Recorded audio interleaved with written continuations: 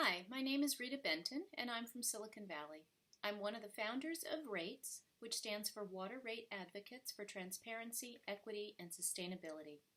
We are a grassroots group that formed as a result of the outrageous water bills we were receiving and continue to receive from our local water utility, San Jose Water Company. San Jose Water Company is an investor-owned water utility and is the largest single-district investor-owned water utility company in California. They have over 229,000 connections and service 1 million customers in Silicon Valley, covering the cities of Campbell, Cupertino, Los Gatos, Montecito, Saratoga, and the majority of San Jose.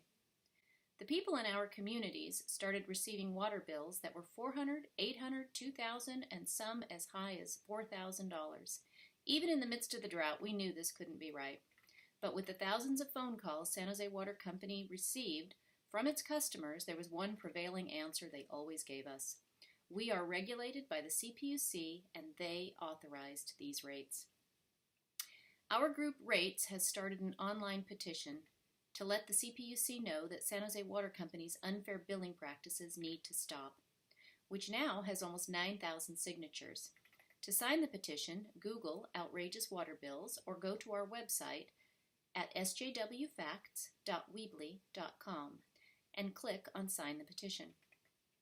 We created the website with all the information we have collected over the past year to help the communities understand, connect, and take action. When we first started researching how this all could have gone so awry, we didn't realize that the CPUC was authorizing outrageous rates to all the investor-owned water utilities throughout California. We now know that this is a systemic problem throughout California and that the CPUC created by not doing their job. Monterey, Bakersfield, Dillon Beach, Lancaster, and countless other communities are being negatively impacted, both financially and ecologically, by the failures of the CPUC and the monopolistic greed of the utility companies they're supposed to be regulating. Here are examples of how the failures of the CPUC and the greedy utilities like San Jose Water Company, Cal-Am, Cal Water, and Golden State Water have been negatively impacting our neighborhoods. These photos aren't even addressing the issues going on inside the homes, like not flushing the toilets, 2-minute showers with buckets, or no longer even showering at home and using the gym instead. This yard represents a $400 water bill. It's not hard to find a beautiful home with an ugly yard.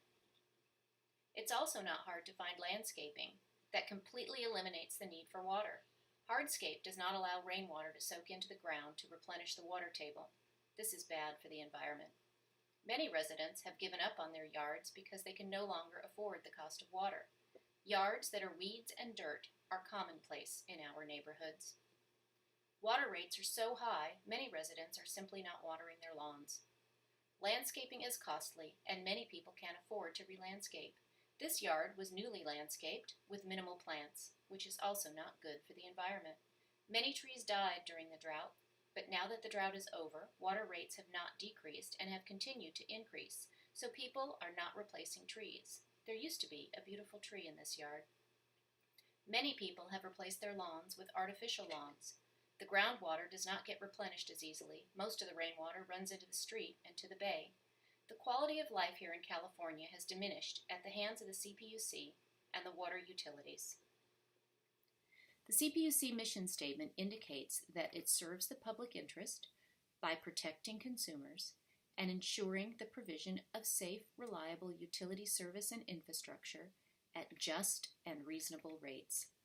There's no mention that the CPUC serves the investor's interest, and yet that is exactly what financial analysts recognize with the CPUC's allowed generous rates of return. Both the utilities and the financial analysts refer to the relationship between the utilities and the CPUC as constructive, positive, enabling, and friendly. Those adjectives do not describe the relationship between the ratepayer and the CPUC. The CPUC has many roadblocks and diversions in place to discourage the ratepayer at every turn. For example, members of RATES have sent countless emails and letters to the 5 commissioners and have yet to get a response from any of them. The formal complaint we filed with the CPUC against San Jose Water Company for overbilling its customers for decades? Well, that was put on hold by what appears to be the director of the Water Division. And while on hold, the Water Division worked with San Jose Water Company to resolve the overbilling practices by bypassing the formal complaint process and leaving the ratepayers completely out of the equation. The Public Advisor's Office wasn't able to answer basic questions related to our formal complaint. The CPUC dragged its heels for 4 months when tasked with setting up a public hearing for the current cost of capital application. One reason they gave was that they couldn't find a venue. I spent 20 minutes on the phone and was able to find 2 venues in San Jose. When I lodged a complaint with Consumer Affairs Branch, also known as CAB at the CPUC, I asked what would happen with my complaint, and he said it would get filed with the other complaints. His job was simply to listen to customers complain, and he honestly didn't know what purpose CAB served. After dealing with the CPUC for over a year now, we have found an alliance with the Office of Ratepayer Advocates, also known as the ORA, and some staff at the Water Division, but these people are not the decision makers. The CPUC has consistently ignored the testimony from the ORA, and these decisions to ignore the ORA in favor of the utilities has wreaked havoc on our communities, resulting in rapidly unsustainable rates. Here are just a few examples of the commissioners ignoring the ORA.